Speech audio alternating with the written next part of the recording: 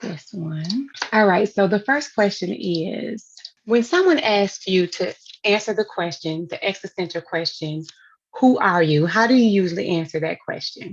Welcome. Welcome. I just posed a question to Shauna.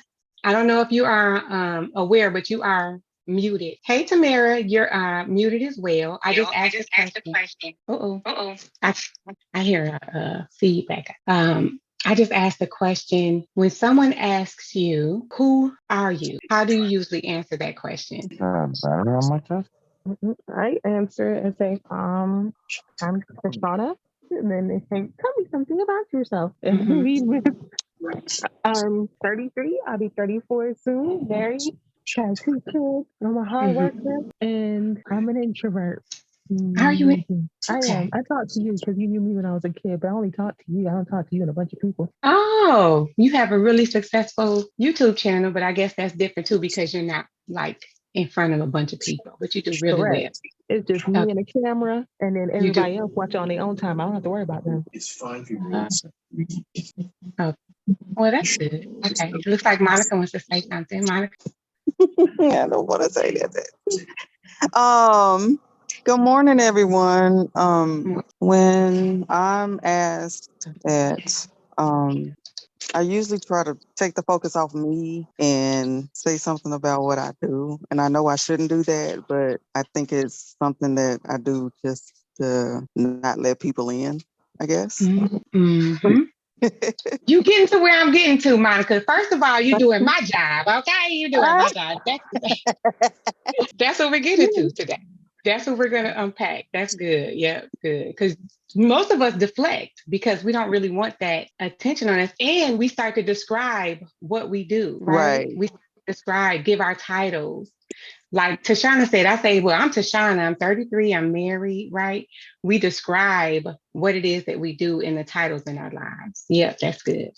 Tamir, if you want to add, feel free. If not, you can just listen on, honey. It's up to you. Yeah. So I actually was gonna start with titles. So I was gonna start with mother. And I was thinking about like just the how I would describe myself, but interesting enough, I couldn't figure out how to put that together to communicate who I was. So I started with, well, I would say a mom, a four. And so I just started with a description. Mm-hmm. And why do you think it is?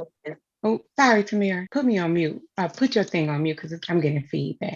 Why do you think we go right into our title when we're asked who we are? I think we're pretty good at deflecting, and we don't really like talking about ourselves, and maybe not talking about ourselves, but we're not used to people Mm-hmm. asking us these questions. So when it comes, the first thing that comes to our mind is everything that we've accomplished. We take it as an accomplishment. Oh, I'm married. I have kids. I have this job. I do this. But then when the question comes, yeah, well, okay, I get all of that, but tell me about you. Then we can't speak for like 5 to 10 minutes because we don't know. That's it. And you said something really profound. Who asks us how we're doing and who we are, We usually right? get asked that in interviews. That's So you it. put your best foot forward and we move on. That's it. So when we have an opportunity to answer that existential question, who am I? We do find ways to validate our existence. And usually we find validation in what it is that we've accomplished or what we see as the successes in our lives, right? But really, the truth is, we're very complex beings. We can start to describe ourselves in different aspects of our lives. I'm this, I went to school for this, so I'm educated. I'm married, all the different things that we value. That's usually what we put out there. But if we had to strip those things away in our core, who are we? We are who we believe at our core, right? We are exactly what it is. There's Danny. Hey, Danny, you made it. Welcome, welcome, welcome. We're just asking the existential question, who are we, right? We're asking the existential question, who are you? Who are you? And we were just talking about how difficult it is for us to answer that question. It's really one of those situations where we find ourselves grasping for words because no one really asks us how we're doing, especially if we are in the helping profession, or if we are a caretaker, or if we're a parent, if we're a spouse. Do you have those deep conversations with yourself? And I don't know what your belief system is, but whatever it is that you believe, have you asked your higher power, who am I? What am I here for? Right? We talk about something called core beliefs. Do you know what a core belief is? What's a core belief? Nobody knows. Okay, so a core belief is a belief that you have about yourself, the narrative that you tell yourself in the middle of the night when no one else is listening. It has everything to do with how we treat ourselves, how we view ourselves, and how we register information that's coming into us, right? So we are who we believe we are. We are what we believe about ourselves. One example of that is someone who may find themselves in relationship after relationship, or someone who's holding on to relationships that are unhealthy or toxic. You ask yourself, what is my core belief? And in therapy, what we do is we unpack this, right? So we start with a question. What does that mean about you? It's called laddering, right? So someone may say, I've been in this relationship for 7 years and he's cheated on me. He's had kids outside the marriage, and I'm just trying to stay to make it work. So what does that say about you that you want to stay and make this relationship work? Well, it says that I'm, ride or die for my man. Well, what does that say about you that you're ride or die for my man, for your man, right? And then she'll continue to unpack that. Well, that just means that I don't believe in divorce and I need to stay because that's what I was taught. I was raised to believe that. Well, what does that say about you, that you were raised to believe that? And you continue to unpack it. And usually we'll get to the core belief of a fear of abandonment, or I don't think I'm worthy of anything better than this, right? And so because she may not think that she's worthy of having anyone that will love her and honor her and cherish her, she stays in that committed relationship that no longer serves her, right? So we are what we do because that's a reflection of who we are. But in our core, we are really what we believe about ourselves. Okay. When you think about your values, if you had to pick top 3 values, what are your top 3 values that you cherish? And if you need a list of values, I can put that on here as well. You just let me know. What do you think your top 3 values are?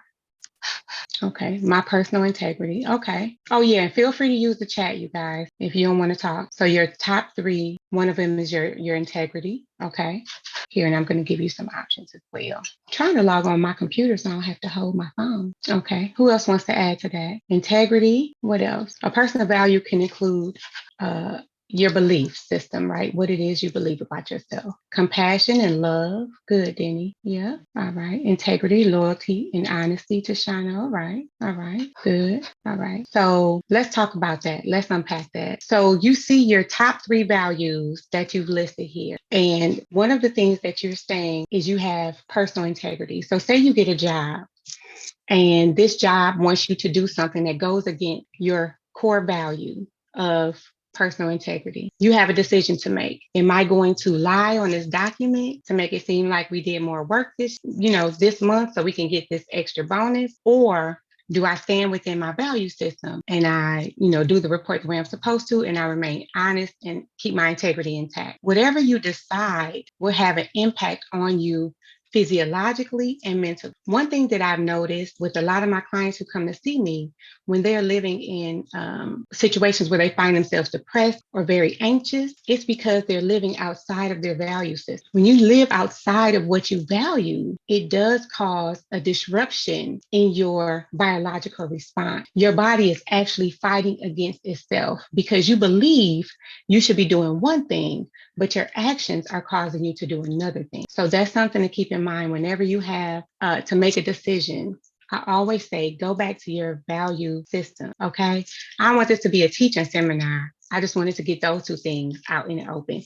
Who am I and what it is that I believe? Okay, good. So Monica said, that's good. Tamara said, kindness, loyalty, and intimacy. All right. So kindness, loyalty, and intimacy. When we talk about loyalty, do you believe in toxic loyalty? Do you think that that's a thing? Yes. Tamara said yes. Okay. So when we talk about loyalty until what is? Yes. Monica said yes. What do you think, Denny and Tashana? Do you think that there can be something called toxic loyalty? Tashana said it's a thing. It's a thing. Okay. All right. And so when we look at that, what exactly is your breaking point? What's a deal breaker for this loyalty that you value? Then he said, yes, I think so. Okay. What's a deal breaker? What would cause you to say, yeah, we're not doing this today? Feel free to put it in the chat. Being taken for granted. Okay. Then he says, being taken for granted. And that can go across the board with friendships, relationships, any kind of ships, right? You have sunk in the ship when you decide to take someone's kindness for granted. So then he says, being taken for granted is a deal breaker. Monica says, I think my breaking point is when I start to resent myself for dealing with the situation. Mercy. Okay. And Tashana says, I think it starts off so subtle sometimes that people don't realize when it's happening until they see it in someone else. Why is this? Because we have not set and enforced healthy what? What's the B word? Boundaries. Yes. Okay, y'all. So I gave y'all this link. That's why. All right. All right. Boundaries. Okay. Put a different link in the thing. All right. Yes, when we fail to enforce, first of all, when we fail to set boundaries, communicate them, and enforce them, absolutely it's going to cause us to feel resentment towards ourselves because it's like, oh, I knew I shouldn't have done it. Especially when you have that feeling in the pit of your stomach that says, don't do it. You know, we discussed this. I don't know if y'all had discussions with you, but I have to get myself together. Spirit said, absolutely. Right? Yeah. I have these discussions like, girl, we already had this conversation. Don't do it. You done told, let's just give an example, family members who need help every month, right? You may be in a situation where you're struggling yourself or you're just, you're making ends meet or you're saving or whatever the situation is, or you're just tired of giving to this person because you're not allowing them to stand in their own stuff so they can learn from there. And you give and you see this person online smoking weed with the money you gave them to pay rent. Now, I'm not going to call out who did, but this has happened on more than one occasion with different. Tashana said, growing up, I thought all mommies talk to themselves. It's true. Absolutely. Absolutely. Yes. Yes, we all talk about it. Yeah, full conversations. Monica said yes. LOL. We do. All right. So how was your week this week? What is it that you want to talk to? Because I don't want to be the only one up here. And you can keep your pictures off, but it's okay to talk. It's okay to talk. How was I your didn't week? want to show my face because I'm like Bonnet City right now. In Bonnet and Rose. It is okay. However you come, it is So, fine. What is so it? my week was kind of challenging. I bought a car that had some major issues that I didn't think it would, and I did like Carfax on this car. I did all types of stuff online, reports to find out like what the damages were, and none of this appeared on none of that. So now I'm just like in the process of trying to get that taken care of. But other than that, I mean, like, I think I'm so calm right now because I've gone through so much. It's like, okay, this is just something else. But other than that, my week was pretty good. Something that you said, first of all, I've done that before. I had a little Nissan. No, it's not a neon, Dodge Neon. Y'all know what neons are? I had a neon too. That was one of my first cars, baby. I thought I was doing something in that little blue neon. You hear me? That was the first car I bought myself, and that thing was a limo. You understand? Living all day. And I took it back to the dealership, and I called the news. I'm real ex. I called the news, the local news, and I told them how they're trying to take advantage of a single parent in a one income household, and I could not afford to do these repairs on my own. And they gave me another car. So that's how Wow. that. Yeah, the news people called them and they inquired about, this particular vehicle and got them together. And I went and picked up my new car 3 days later. So, Well, I think they are trying to either refund me for repairs that I need to make or try to put me in something else. But the terms of the car is so good that I don't want to change the terms. Like, I don't want to have to come out of my pocket with more money because y'all sold me something that didn't work in the first place. So, right. but other than that, I've been just, and even like my partner yesterday, he was like, "Why are you so calm?" And I'm like, "I don't know." But I just think after a while, it's like, okay, something's got to give. Okay. So let's look at this from a different perspective, right? When we talk about the investments that we put in people and things, we look for a return on our investment. Right. When that investment no longer serves us, we have some decisions to make. Are we going to continue to invest and pour into this thing? Because the terms in the beginning were good, right? But when we see that these terms and my return on my investment are no longer serving me, would it be best for me to renegotiate or move on to something different and just have to start over. I think we stay in a lot of things because in the beginning, the terms that we signed up on seem real good and real sweet to us. But if the car is not matching those terms that you signed up for, and it's not really serving you, if it's going to cost you more than it's worth, then you may have to make some decisions. Now, if they're willing to make it right with you, that's good. That's great. But you can apply this to a lot of different aspects, to your job, to relationships, Absolutely. to friendships, right? When we invest in something, especially if we've given our time, we've given in to some boundaries that we may not have wanted to give into. We've put in love and dedication. We may have invested money into these things and people, right? We tend to hold on to those things because we've invested so much. But I want us to be mindful of the return that we get on our investment. If it's not adding up, it's time to make some change. Yeah.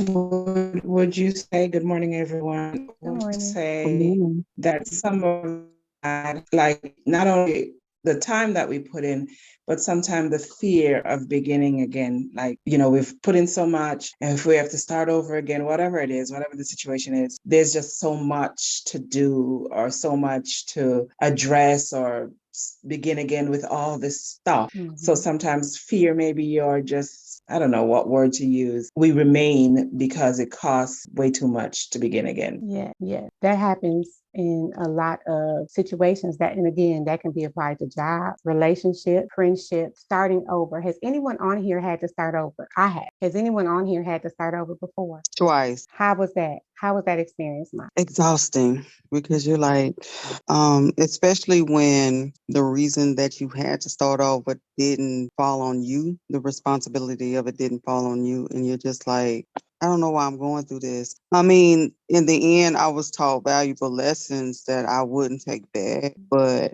nobody wants to go through something where they have to start over because of somebody else's issue. So I would like to add that my starting over was my first time really feeling freedom and being able to define freedom for myself. And it was the time where I could define and redefine who I was and how I was going to show up, and who I was choosing to be at that time. And it has shaped how it has shaped really my boundaries as well. It's funny we were talking about boundaries, but it defines what I say yes to, what I say no to, and how often.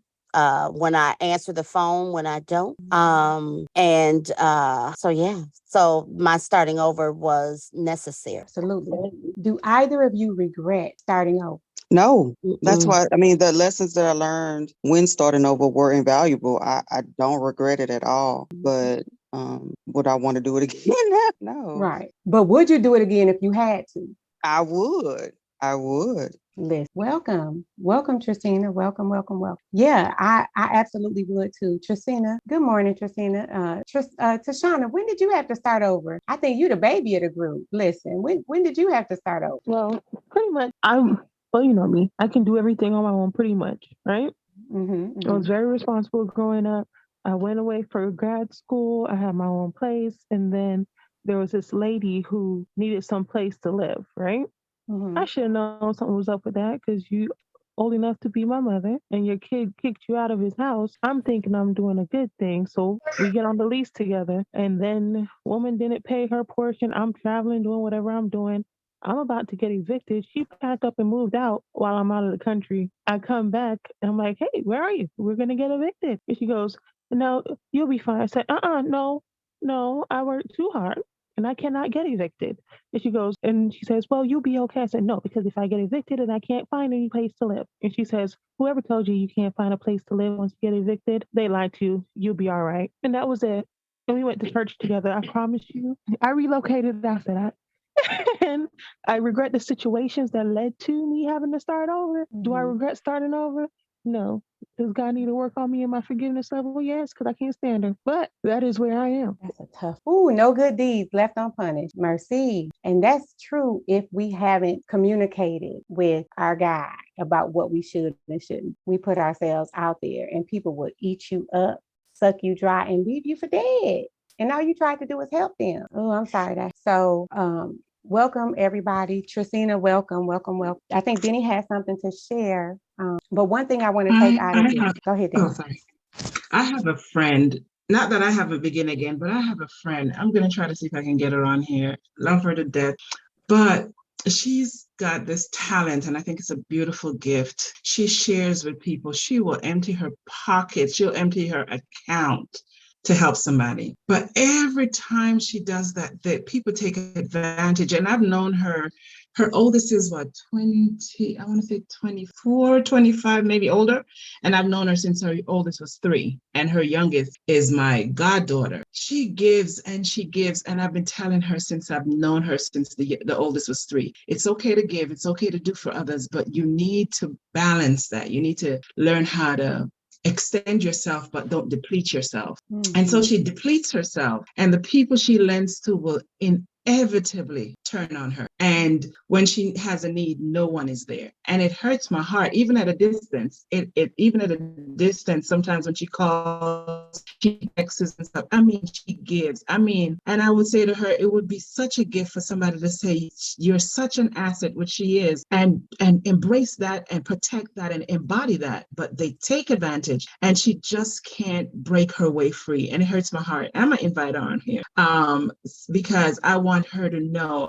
I'm always saying to her, just say no. Or, people always say I'm mean because I'm outspoken, I'm straightforward or whatever. I don't think it's mean. I think people just don't like the truth or the raw truth, uncoded, sugar-coated, and they don't like to be told no.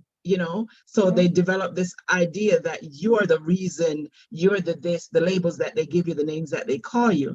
And she faces this, and it hurts my heart when she calls me. I get a righteous indignation. I'm ready. I'm ready to who we need to fight kind of deal.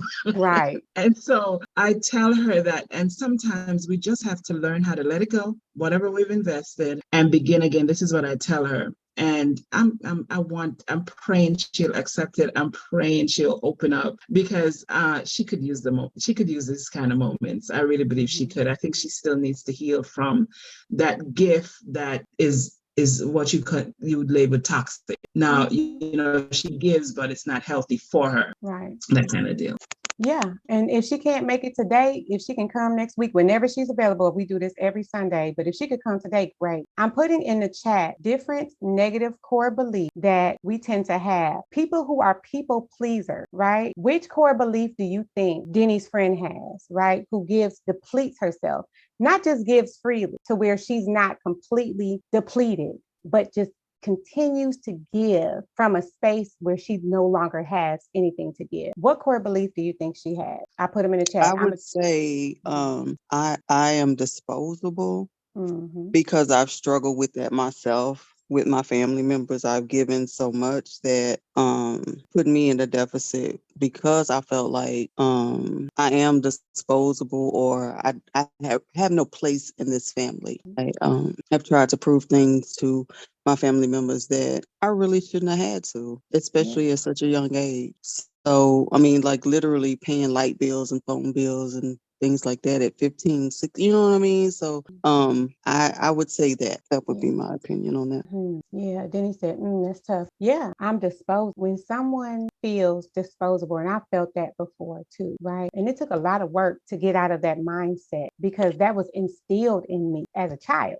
Yeah. You don't have to be here. I brought you in this world. I take you out this world. Like you really don't matter. Yeah. And I will go back to saying, starting over did help with that. Like I have a purpose outside of just being who I am to you. You know what I mean? Like I have a purpose outside of being your caretaker or your money loaner or this, that, and the third. So starting over just let me know that there's different environments and different people in the world that will actually value. So.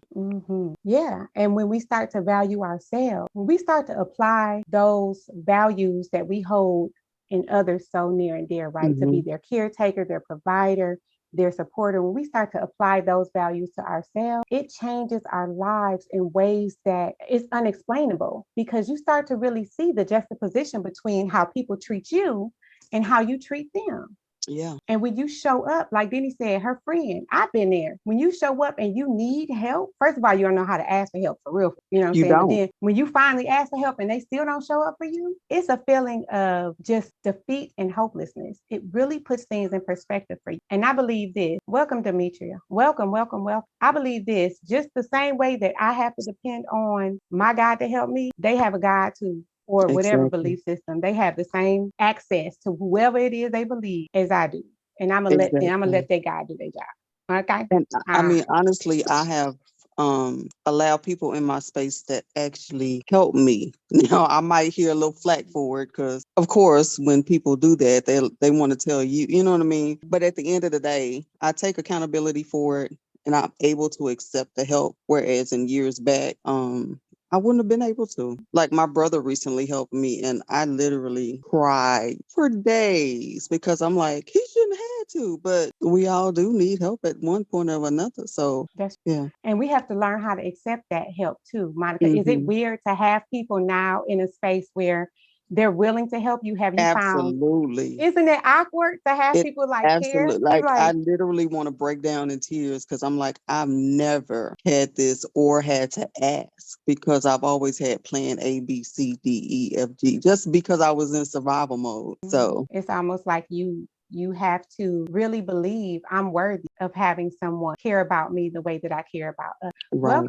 Welcome, Demetra. Welcome, Tristina again. Tashana says it sounds like my husband. What we were just talking about, Dimitri, is when we give and give and give and give, and we are not poured into the way that we pour into others, and how defeating that can be. And so we're just giving different scenarios and different ways that we found that to be unhealthy for us and ways we can get out. And one of those ways is by setting boundaries.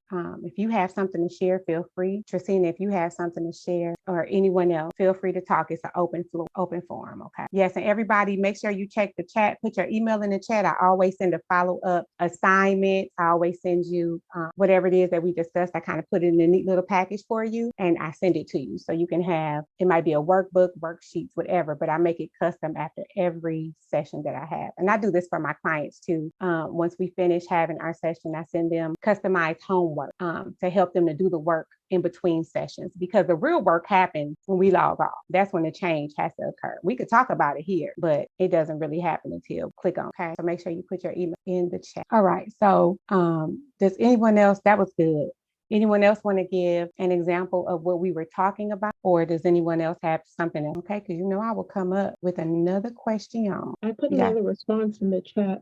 Oh, let me see. I missed it. Everyone just uses me. Okay, I'm offensive. I don't do something to give. I must give to be loved. Okay, so Tashana said we were just talking about reasons why, or core beliefs that people have when they give until they're depleted. And Tashana wrote, everyone just uses I'm invisible. I'm only needed when I have something to give. I must give to be loved. So in this instance, the core belief is what? I must give to be loved. Who else have you ever felt that way? Who else have felt that way? It's like earning your keep, right? Finding a way to justify your being here. Look at me. I'm a good person. I deserve to be here. Yeah. Monica said me. Yeah, I felt that. I felt that. That is yep. Tristina said me. Yeah, most definitely. I have. Yeah.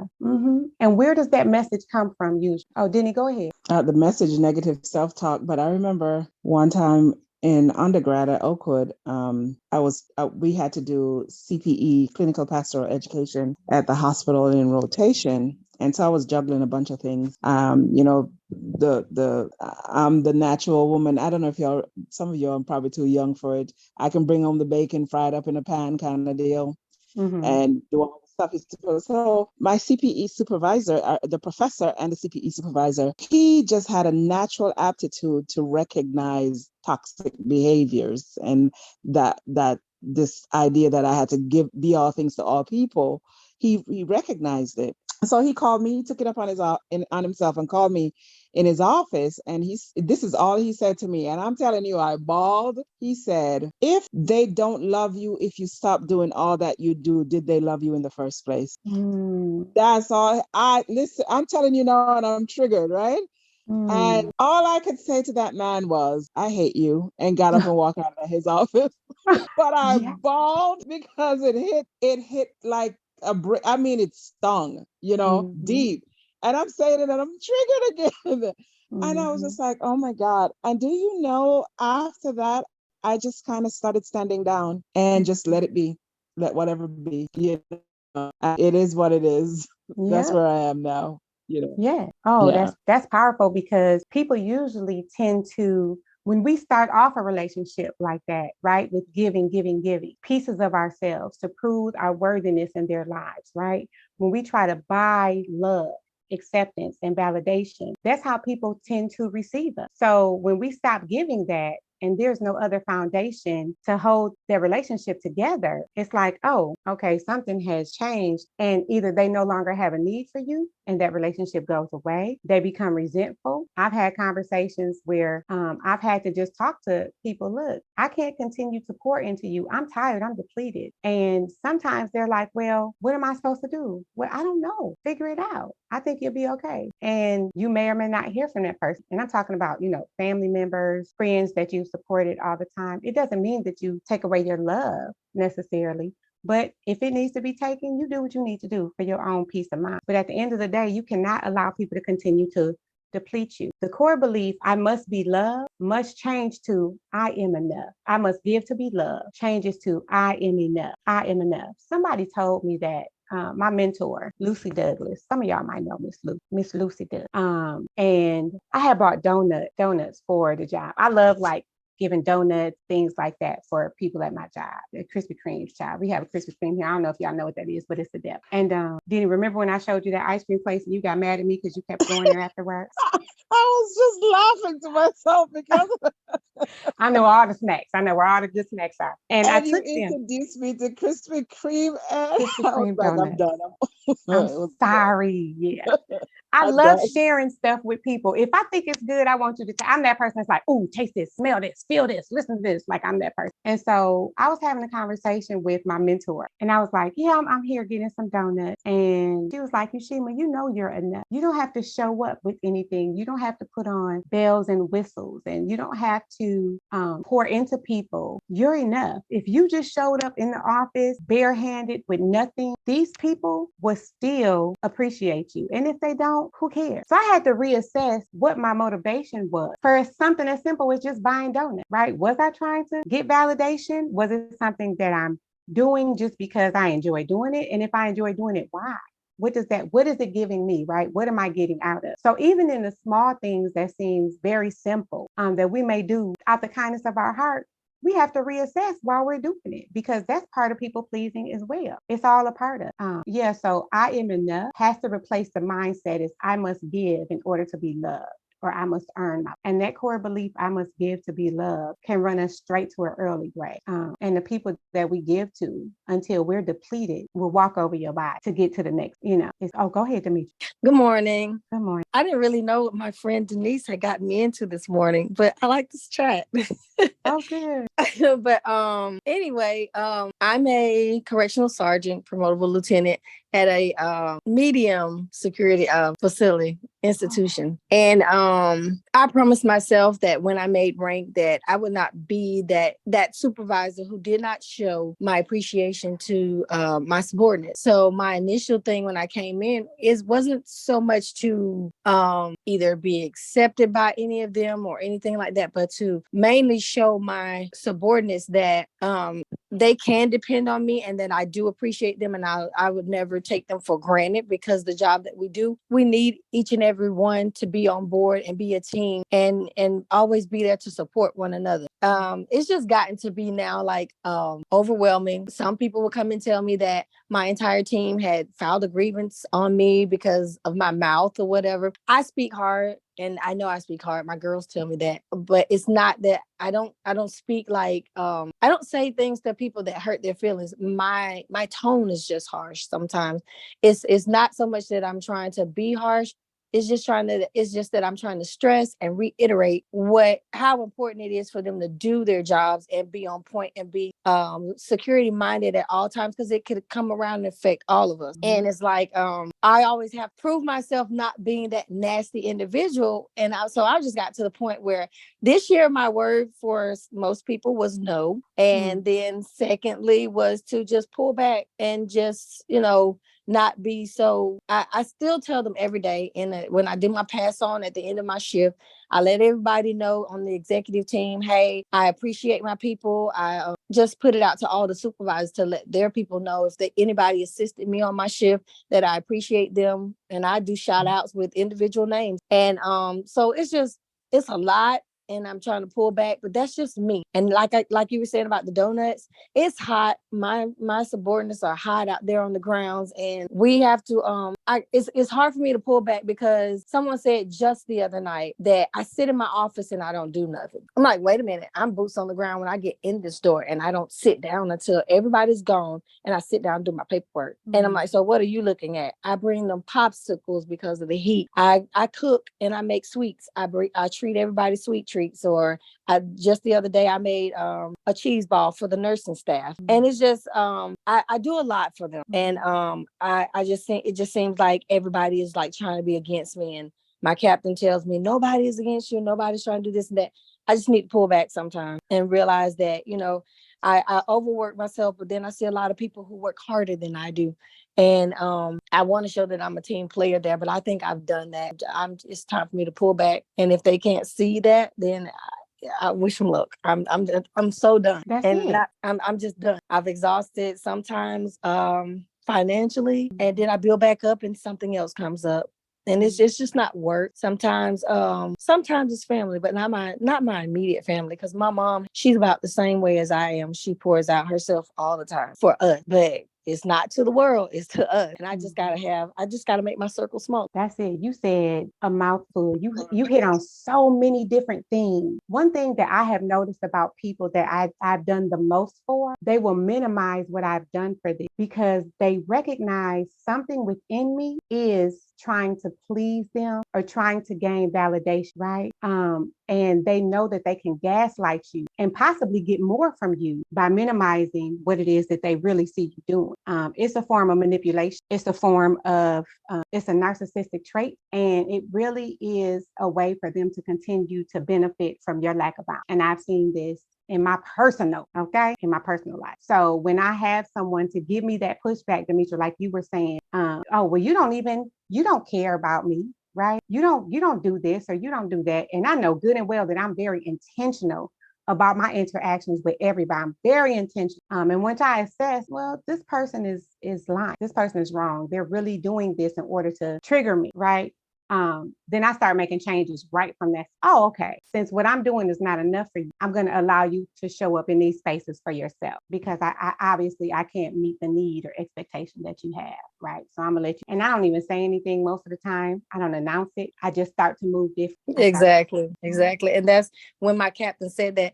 Initially, I got a little peed off because I remember when I'm back in the maximum camp. I started there. I moved up within my first 5 years of being with DOC. And I had this one female who was like, how does rookie get this job? And I'm like, what? And then so I'm like, the post was out there for everyone to apply for, and they should have. I got it because they saw something in me, maybe, or because they know that I'm about my business. So whatever you're saying is whatever. And she was a captain. She made captain. And she moved on. I won't say I became complacent with being a sergeant. I didn't. I'm just sitting back looking first. And I have people that don't even know they mentor me because I just watch what they do. And so she came up to the facility one day. My office was now up on the hill from the camp, and I go into camp when I want to, but she came up there. I was doing training and she showed out at training, and she had my supervisor wanting to now network me and do something else. Maybe his words were, maybe your time with training has expired. Whatever, it's fine. I can go back in the camp. I'm not afraid of the camp. And so I networked myself, and I ended up going to a work release, and I worked there for 2 years. But it's just crazy when I see how negative, and I'm not being racist if anybody's on here, but Black women that get into authority, sometimes they tend to abuse it and step on those while they're still trying to climb. They don't want to see you get to where they are. They don't want to see you excel above them, and they'll say whatever to keep you down. It took me a minute to grasp, but I just remember my grandmother when I was small, and people used to pick on me all the time, and she was like, "They're just jealous, baby. They're just jealous, baby." Jealous of what? Y'all work hard to get what we want, just like everybody else's mom and dad. I don't think I have anything more than they do. In fact, some of them have more than me. But she used to tell me this when I was small. So I had to have, that was in my mind when these people started tripping and this rookie, that. I just kept moving. I had to keep moving for me, if nothing else. And I'm like, I'm not an ignorant individual. I've done several things in my life, and it's an accomplishment for me, even if anybody else doesn't feel like it is. I've been a head dental assistant for 4 years in Giebelstadt, Germany. I've come back and I've worked dental here. I've also went into the nursing program, three months shy of nursing, and going through a separation, and ended up in divorce, and still having a 3.2 GPA as a nurse. And I'm like, you know what? I'm going to do this for me. And it wasn't for my ex-husband to, initially in my mind, I'm like, okay, when I accomplish this, maybe he'll see the changes or whatever. But after I went to school and I was on honor roll and stuff, I'm like, you know what? This girl got this. I got this. And if he walks, he walks. So then I got into this right here. Don't ask me how I went from nursing to being a sergeant or lieutenant at DLC. It just happened. And but I mean, it is what it is. This job is super stressful. And there's just so much competition, and I don't see it as competition. They have a lot of, if you do your research and you go on website, a lot of our institutions here in Alabama are ran by Black women, and they're just out to get each other, or it's a shame how they sit there and you can't grow because somebody's constantly putting you down. So my goal when I first came in as a supervisor was to raise up the younger Black women that come in there and let them know you can do this. Don't let nobody tell you anything different, especially if I see a young woman in there and she is about her business, because you have to be about your business in that male institution, and you're a female. You can come in, set your ground, set your tone. I told them, I said, it's much easier to come in and tell them no, because you can change a no to a yes. But once you say yes, it's very difficult to go back to a no. So tell them no, it's fine. If you can do it, go do it. And, do it with professionalism. We have so many that are being kicked out of there for having relationships with the inmates, or getting into some kind of, it could be physical or financial, but we have so many that are just shaming and disgracing themselves because they're falling into that trap. Inmate walk up to me and say something slick off the mouth. Hey, I don't play that. Find somebody to play with. And they just go on. A lot of them come in there. A lot of the inmates have a nickname for me called Hurricane, Tornado. I'm like, it is what it is. I come in, do my job, and I go home. I want to go home just like you all. I don't think I'm better than even an inmate. Some of you should be in here. Some of you should not. But I mean, it's crazy. And I just take day by day. I pray when I go in that institution. I pray for everybody. And I'm over the super extending myself. I'll say that I am who I am, and I am a giving person. But I, like you said about boundaries, I had to set. Okay. And that's even with my kids at this point. You got to set boundaries. So I want to touch on something. Thanks for sharing, Demetra. So something that you said about, well, you said a couple of things, but the first thing I want to touch on is when you talk about Black women in power, in positions of power. I've experienced it with all women personally, just all women, all races. But one thing about Black women in power, because they only allow so many of us to be in positions where it validates who we are trying to be to other people, right? The fear of someone taking their place will cause them to really try to hold other people down or sabotage other people so that they can't reach their level. So it's good to know that you're not like that. Another thing that you said is, the women get into these relationships with these inmates. I had a friend that I grew up with from fifth grade. Yeah, I knew her since the fifth grade. She ended up getting fired. She was a correction officer, and she ended up getting fired for getting into a relationship with inmates. And I think that comes from someone validating, even though it's unhealthy, right? It's an unhealthy attention, but someone giving to someone who is depleted, that can cause them to fully just give in and just feel so brand new from this attention that they're getting that they're willing to risk it all. And it has baffled me, but now that I understand, because I'm, a therapist, I understand the mindset of lack and wants and being in those spaces. Monica said that triggered me. It also touches on my relationship with money. Monica, what did you mean? What did you mean? What triggered you? Denny? It was something that was said a while back, and I don't remember it right off, but I guess just trying to prove that you have something to give, you have something to offer, you want to be seen and validated, and overextending yourself just to make people notice your contribution. And I've gone over and above in that area, even to the point where it's like, okay, my savings is depleted because I'm steady lending or steady giving, and I know better. But you're in this space where I know what it's like to don't have something, and I don't want to see the people that I love in that position, but also, well, let me show them that I can do this, and maybe they'll see me differently. You know what I mean? So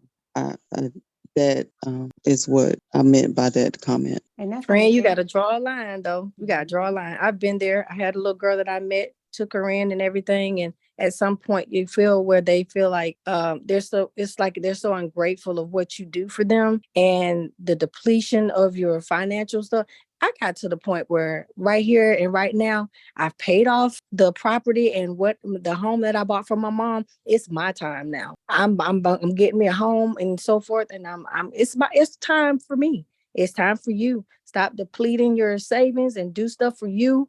And it's not about being selfish, but you got to do something for yourself. And that's where I am right now. I lend out a little bit, but it's not much. And I do what I can for her. I have a 22-year-old daughter with a baby, and I do what I can for her. Love my grandbaby. And I got to pull back on that too. She got so much that she don't need. But it's just you got to pull back. You got to pull back somewhere. And it's not about being selfish, but as we've all been saying here, you got to have boundaries. You got to stop somewhere. I love that B word. I love a boundary. I have a bear called Boundary the Bear. I did a whole show about it. Okay. Yes. Boundary the Bear. And one thing that I have learned, when you fail to set healthy boundaries, it benefits those who want to take advantage of it. No one's going to enforce the boundary that you set for yourself to protect yourself. A boundary is simply where I end and where you begin. Where you begin and where I end. I want you to ask yourself these questions. What would happen if you said no? How does this meet your need? Which you answered that, right? To show them that I can do it. I can do this for you, and maybe you'll see me in a different light. And what core belief do you need to change in order for you to have the strength and the courage to make better decisions and to enforce these boundaries? At the end of the day, like Denny said, if they cannot love you, I've given you 99 yeses. And if you can't take my one no or my no's from this point forward, then you weren't really here for me. You were here for what I can give. And I think we stay in relationship with people because it does make us feel better about ourselves and we're able to do for others, right? Especially when we've been taught our feelings may not matter. Your needs may not matter, but if you show up for me, I'm going to show you approval, right? As a child, you take care of your siblings, you babysit, you cook, you clean, you do all these things that you're supposed to do, and you get rewarded for it, right? Don't cry, don't be seen, don't share how you feel about it. Just do it, make other people happy. And when we grow up in an environment where we're forced to take care of other people and our needs aren't met, that is how we tend to look for love. That's what love looks like to us. And so we have to identify what core belief we have. And it's usually that I must give to be loved, which is powerful. That's what you said, right? Tamara said, it feels worse when you know you're pouring. I'm experiencing the same thing, but replace rookie with black woman. So instead of them asking, how did this rookie get this job? They're like, how does black woman get this job? Right? How she become, how does she get this job where she's in power and she's in authority over us, and so dealing with that is also depleting on your emotion and your mental well-being. So we're going to wrap this up. I'm going to put my my website here in the chat, chatterboxtherapist.com, therapist with the S. Feel free to go to my website. If you see anything there that interests you, I'm going to email you all an assignment after this. So make sure I have everybody's email address if you haven't put it over there. Tristina, I was hoping that you would get to talk. Did you want to share before we close up, before we wrap up? We got about 5 minutes. Did you want to share something and get some feedback? Because I know you've been texting me, but I haven't seen you haven't said anything. I did have something I wanted to speak on, but Go ahead. given the situation that, just took place with actually, her passing, it's just too fresh for me to trying to dive into today emotionally. So Okay. Can I share? sure. So you don't have to? Yeah, that's fine. Okay. Tristina just lost her mother, you guys. And she was one of her main caretakers. And I commend you for coming on today. It's still very fresh, very new. I think the funeral was just a few days ago, not too long ago. And I don't know if any of you have ever experienced the loss of a parent, but it is a loss that you can't really describe. Monica says, I'm sorry for your loss. Denny is a chaplain, so she sees this a lot. She sits with families as their loved ones are passing. So I know that's something that she's had experience with as well professionally. There's no word that we can really say to fill that gap. But I just want you to know I have been keep you in my prayers. I've been, just trying to think of what to even say or text. And it's been very difficult because I don't want to say the wrong thing, right? But I do want you to know that you are loved, and I am sorry for your loss. And I know that you loved your mom very much. Have any of you ever lost a parent? Denny said, I'm sorry for your loss. I can't imagine it's hard. Yeah. Have any of you lost a parent? My dad passed away, and that was very difficult for me. He was a great parent. He all the things. And so when he was gone, it was very difficult for me, especially the way that he died. It was very difficult. So Tristina, we just send you our love and we lift you up in prayer, and we just want you to know if you need me, I'm available. Just give me a call, shoot me a text. If you want me to just come and sit with you and stare at you, I'll do that. And I won't even talk. I'll just sit there. Or if you want to just do it on video, I'll just sit there and be quiet. I had a friend do that for me when I was going through something very, very tough. And she just came over. She stayed for 3 days and she sat on my couch. She didn't even say anything. She just came. She sat on my couch. She took care of herself. She made her food. She did everything she needed to do and just was just kind of there. And that helped me more than I could have imagined. Just knowing that somebody was there for me if I needed to talk to her. But I didn't even have words because what I was going through was just too difficult to even comprehend. And that's a whole nother story. But yeah. I'm sorry that happened to your mom, Christine, and I'm sorry for your loss for your. We do this every Sunday. We meet from 9 to 10, and I'm hoping to see you all next week. Denny says, take it one moment at a time, brief as you need. Don't apologize for your emotions. They reflect your love and great loss. I guess you do have some words to say, Denny, because I couldn't have put it any more beautifully than that. Yeah. So thank you all for coming, you guys. I will see you hopefully next week.